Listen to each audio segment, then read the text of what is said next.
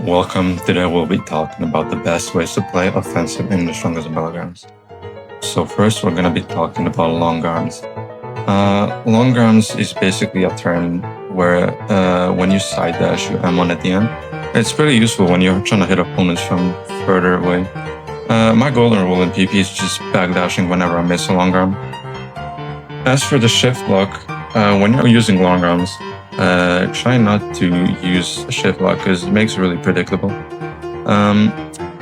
I usually just use M2. I hold down the M2 and it allows me to have a more fluent movement, I guess.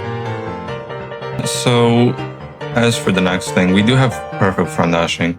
The reason I call them perfect front dashes is because basically on a perfect placement, you can bypass blocks. I don't recommend using it too often though. It's probably just best for you to use it when your opponent's off guard.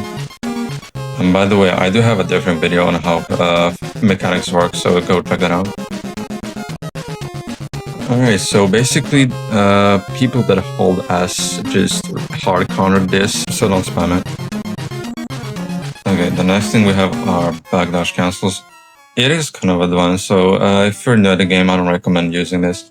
Pretty much, you just use a base move and then backdash right after it. It is ping dependent though, so that does make it easier to land if you're in foreign servers. You can also use it to close the distance if your opponent is way too far. The reason you should use it over a simple side dash and shove is because it's faster wind up. Next thing, we have counter dashing. Counter dashing could be also used for defensive playstyles, but essentially the reason you could use it is because if you are constantly being pressed and you have no way of attacking, just wait for them to dash. Okay, as for the counters, you can only do this against Garo. It has a weakness that we can exploit. Basically, the moment you make contact with the counter, you have to backdash. And essentially what happens is it triggers the counter, but you don't get hit, so you can actually escape it. And the same cannot be said for other counters though, because they're either instantaneous or they're gonna track you.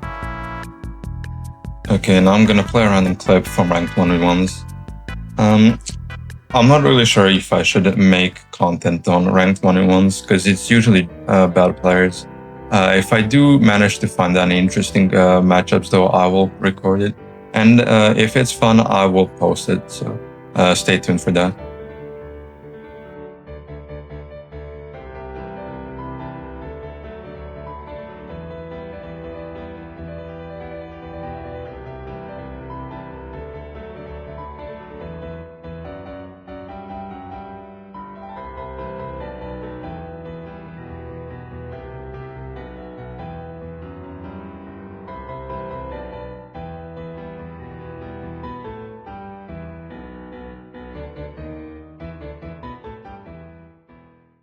Alright, that was my first video with a voiceover.